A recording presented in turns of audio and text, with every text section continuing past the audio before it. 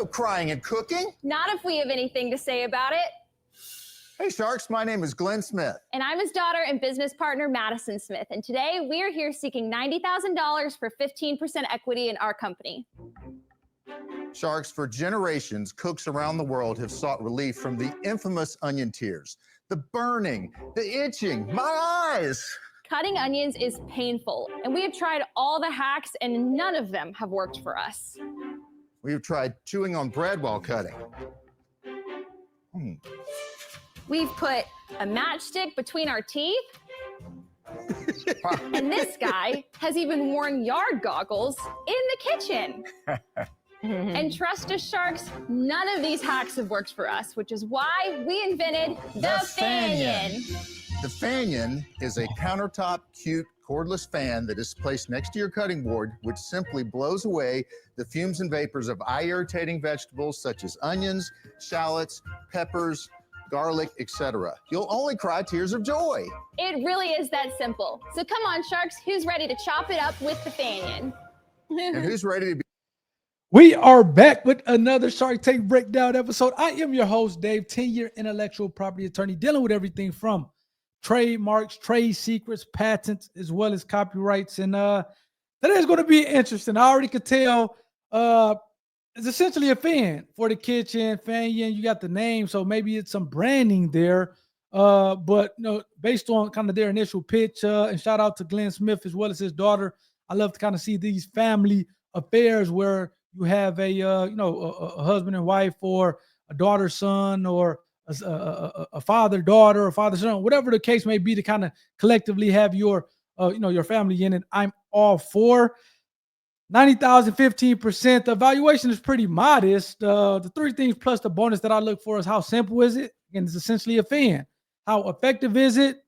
We'll see based on the sales, but if I had to guess, what we're talking about, less than $1 million. Yeah, I'm not sure. I'm not sure what to think yet with the effectiveness of the product. Again, I would imagine that Mr. Wonderful is going to ask about the sales numbers. And a lot of times you can see the effectiveness of a product based on the sales numbers. So, and then going, the market, obviously we have cooks, and I guess I haven't kind of dealt with onions in the kitchen in a long time. But yeah, man, when I used to kind of do that, I won't say when I used to kind of do that, when I have dealt with onions in the kitchen, prepare onions, you did kind of get that teary-eyed, that teary-eyed sensation, unfortunately. So again, obviously there's a market for it in terms of kind of people cooking per se. Now, whether or not this solves the problem as far as kind of maybe kind of the teary-eye with the onions, I'm not sure. I'm not sure yet, but it's definitely a market for it. Then last but not least, the IP. Now, I looked up, they do actually have a trademark that's registered on portable ventilating fans, which again, it's cool that they're protecting the IP. Now, again, from a patent perspective, it's a cordless fan, yes, in the shape of an onion. And maybe that's what you do to say, I guess, try to get a design patent on it, kind of giving this kind of novel shape. I'm not sure if you have a utility patent. They haven't said anything to me that kind of has my ear perked up as far as innovation or unique or something along those lines. So we'll see if as they get more into it, is there something unique about this? Otherwise, it's just kind of a portable fan for the kitchen, which, yeah, I'm not sure, but I would imagine that the Sharks will pull back off that. As I pull it back up and see if they get a deal, please hit the like button for the YouTube algorithm. Hit the subscribe button and be a part of the IP community, where we talk a lot about IP, and not just these Shark Tank videos. I do interviews, bring people up, tell about their journey, how they protected their IP and built a business off their IP. A lot of those people are Shark Tank businesses, so shouts out to that. Kind of we do these current events where kind of we break down what's happening in the IP landscape in the world, and yeah, so we do a little bit of it all here on Everything Intellectual Property. So definitely hit that subscribe button to be a part of the community. Let's kind of pull this thing back up and see what the Sharks say about the actual product. Let's go. Be blown away. Now, Sharks, no need to get weepy. You each have a Fanion to blow those tears away. So you have an onion, a knife, and a Fanion to really put this to the test. So there's a lever on the back that'll turn it on, and you can get to chopping. And Madison, do most people cry with onions? Yes, Now, why would you not? Like, I don't really often cry. I don't. Like, Why this would doesn't that be? sting me at all. Really? I am told that if you wear contacts, that can be something that would. I do wear contacts. If you wear Yeah. contacts, If you wear contacts, you're lucky. You know, a unique attribute about vampires I'm a vampire. We don't have to cry about onions. We can cut any kind of vegetable, no problem at all, as long as it's dark outside. Is this your full-time job? No. And also, please tell us about you. You good?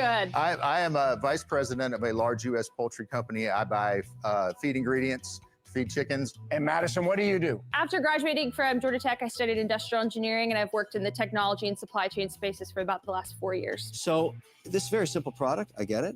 How much to buy it? We sell them for $19.99 on our website. And what does it cost you to make them?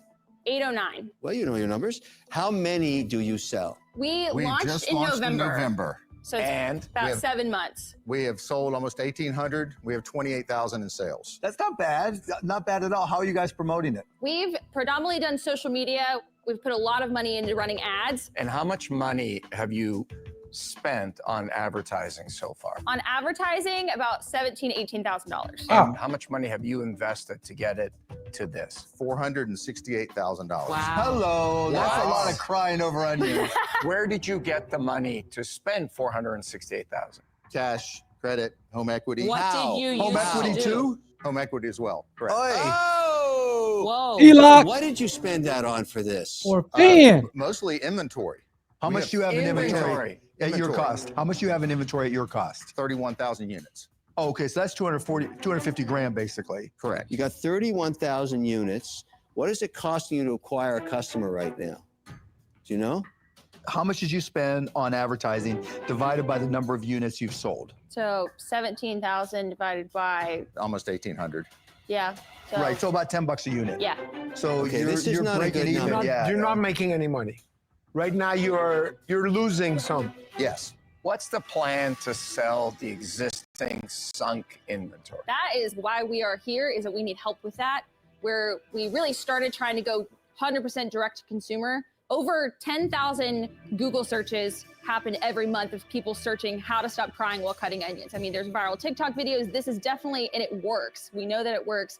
And there's not a product out there like it. And everybody loves a kitchen gadget. I mean, Yeah, but come on. maybe there's a Madison. reason why there's not a product out there like it. Look, guys, I give you a lot of credit for diving in and going for it. But this is too niche a market, right? Because when you limit it just to onions, that's too small, right? And not a lot of people are going to spend $19.95 just to be able to do onions alone. So for those reasons, I'm out. Thank you, Mark. No, and as Mark goes out, I do want to stop here really quickly. Number one, man, it seems like sometimes having money, and I don't want to say they have money. It seems like the guy said he's a vice president of a poultry company. Now, I'm not sure how much vice presidents of a poultry company cost, but it seems like when you're kind of bootstrapped, you don't really have anything. You're a lot more creative in terms of trying to get things off the ground.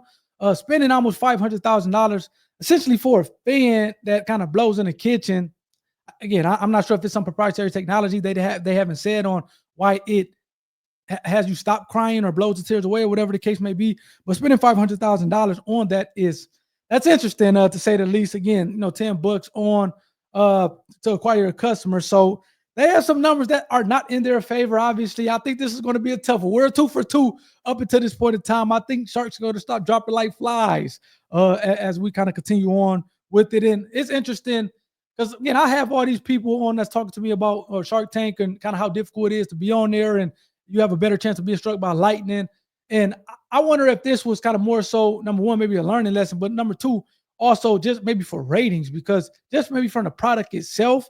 And it seems like kind of Georgia Tech Industrial Engineer, VP, Poultry Company, this is like more of a hobby for them. So it seems like they just kind of have all this inventory that they're trying to essentially offload. I'm not sure if they're trying to do anything going forward after they offload the inventory, but this, I don't know. It seems like this kind of episode or this kind of particular pitch is more so, hey man, this is maybe a what not to do. Because I would imagine that it was maybe a lot of other, maybe more interesting products. But again, those are my thoughts. Let me know what you guys think in the comment section as we see if Glenn and the daughter gets a deal after Mark goes out. Let me kind of tee it back up here. This is an interesting one to say the least for sure. Let's go. Here's the thing. It's something that happens all the time. I watch it with entrepreneurs. You get so excited that you don't realize one of the most perilous pitfalls when you first create a product is ordering in too much inventory without sales. You've sold 1,800 in 8 months, give or take. You're sitting on 31,000. That's It's gonna crazy. take you 10 years or more. right, to sell it. So what I think you should do, a suggestion is sell it to someone at your cost just to break even, but to get money back, because you don't want to sit on that big of an expense. It's not a journey that I want to take because I know it's a rough road. But I wish you good luck. I hope you try that. I'm sorry, I'm out. You got a bunch of money tied up in inventory here, 250 grand. So if you sold these things at $9.99, you'd get half your money back. And you say the other was a lesson in life. 31,000 units, that's worth crying about, not the onion. I can't help you because I can't help you. I'm out. All my friends have never started a business. They think the starting a business is like standing on the edge of a cliff, ordering 30,000 units and jumping into the water. Great entrepreneurs learn about controlled risk. You never want to make a mistake that's going to kill you. It's very hard to come back from the dead. Kevin's done it, but very And by the way, it few. works. You made a big risk, and now you're stuck with it. You got to get rid of that inventory. There is no, we're going to grow our market, we're going to sell it here. Get rid of the inventory that you have, even at a loss. Even if you get 50 cents on the dollar. I disagree. They're being very melodramatic. No, they got to get rid of It's that. not dramatic. They took a line of credit on their house to get here. Welcome to the Onion It's Advice not- Tank. It's not for me because it's not investable. I hope you get some of that cash back. I'm out. Glenn and Madison, I love the fact that you're working together. My daughter's here watching Shark Yeah, I Tank love today, that. and it's such a special thing. This is the most important thing in the world. Because my dad is no longer here with me, and I wish he was around, and I just miss him. And I love the fact that you guys can have this journey together. Oh. I wish you the best of luck, but I'm out. Thank you Good very luck, much. Thank you Guys. so much. Thank Madison, you. you're Thank It great. was you. nice Take meeting care. you all. Good luck, guys. I hope you make Good it work. luck. Get some of that cash back. There's an onion. Isn't it? Onions everywhere. Come here. The message that we just heard was get rid of them, cut your losses, and go home. And, you know, if that's the way it ultimately comes down and that's what happens, it won't be for lack of trying, but I'm not going to punt. Man, kudos to them. Again, I know Mark talked about being a niche product, and you can still make a lot of money in a niche product. I've seen a lot of people, Shark Tank businesses and otherwise, make money even though the product is a niche product. Yeah, I think kind of making this thing specific for onions. I wouldn't maybe go that niche, but food products, things of that sort, maybe it's something there. But again, and I love what all the sharks said, and that's why I think that this episode was less about trying to get a deal because of having a phenomenal product. It's just really a learning lesson to spend over almost $500,000 ordering 31,000 units and having only sold 1,800 of them. I'm not sure what to say about that. So you have a ton of inventory that you're sitting on that all the sharks is like, hey, just sell, get rid of, even if it's at a loss. Now, I'm not sure to the extent that you get rid of them, whether or not you kind of continue on with the business or not. They have to decide that. However, to have 1,800 units of 31,000 being sold over the course of 7 months, that's crazy to order that much. Again, I'm not sure if they did that because they thought it was going to be a big boom or because the cost kind of justified them kind of being able to order that much because they had the money or whatever the case may be. I tell you, man, they kind of took some risks. You're talking about you're talking about dumping savings, 401ks, things of that sort. Again, sometimes you have these high risk, high reward situations. And, unfortunately, sometimes it always doesn't work out. It doesn't work out that way. And it seems like in this case, man, they have an uphill battle. I know what Daniel was saying, but I mean, I probably agree with the other sharks on this as far as the difficulty going forward and just trying to get rid of the units, even if it's at cost, breaking even, or even if you have to lose a little bit. So let's kind of pull up the website as we kind of close out here. You have Fanion, the name, and again, whatever. They have a trademark on it, so at least they're protecting their intellectual property. Again, it seems like it was nothing unique, proprietary about this. It seemed like this is more of a hobby. Man, I had that old great. It's a great cheese back in the day. That great.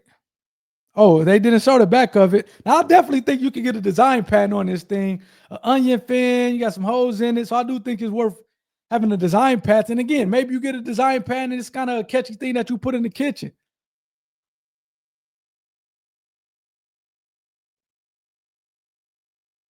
And then it doesn't look like they have any other utility or proprietary utility patents on this one. At least it's not shown on the website, and it didn't come up on the pitch if they did. But to them, man, to Glenn and her daughter, I will say this, and this seems interesting, but definitely take all the Shark Tank advice. Like I said, that's one of the good things about coming on Shark Tank is because you get a ton of advice from seasoned entrepreneurs, businessmen and women that have had a lot of success. But on the flip side of that, again, so definitely take their advice, get rid of the inventory. But the one thing that and I just filed 2 design applications a couple of days ago for a particular client, I would probably maybe potentially look at filing a design patent on the actual fan, the shape of the fan, the fact that you got the holes in it, whatever the case may be. That may be something that you can kind of leverage, whether you sell the pan outright or you can kind of at least have something that's protectable by way of the product. Maybe you got to continue to keep doing this thing and you kind of start smaller this time, or maybe you have fans for other kind of food products if it kind of makes sense. But to the extent that you want to continue on with it, I would definitely recommend getting a design patent on the fan. In addition, and then you couple that with your trademark that you have on Fanion, maybe you have something there. So those are just kind of my 2 cents. Let me know, audience, in the comment section, if you agree with me. Let me know if you don't agree with me. Seems like you've sold 1,800, and a lot of people are trying to kind of solve this issue. So I do think that maybe you kids got to salvage the situation, but you have to first get rid of your inventory and kind of just slowly grow it at this point. So definitely think it's a big learning lesson. Shouts out to them, Glenn, and the daughter being able to start a business together. It seems like they kind of both are successful, kind of separately from the business. So again, whatever they do, I know they're going to continue to be great at it. But again, it's a big learning lesson, which Shark said at length. So let me know what you guys think in the comment section. Please hit the like button for the YouTube algorithm. Hit that subscribe button as well to be a part of the IP community. I just came out with a ebook, Got IP, going from your idea all the way to monetizing it, and kind of every step in a way, talking about the marketing part of it, talking about the IP part of it, talking about getting feedback, so forth and so on. Definitely get that. The link is in the description section. I think that'll help out a ton. And I'm kind of speechless with this one. But so we're 2 for 3. We got one more coming up for episode 18. Let's see if we can get back on the tracks or on the right track, and see you guys on that one. Peace.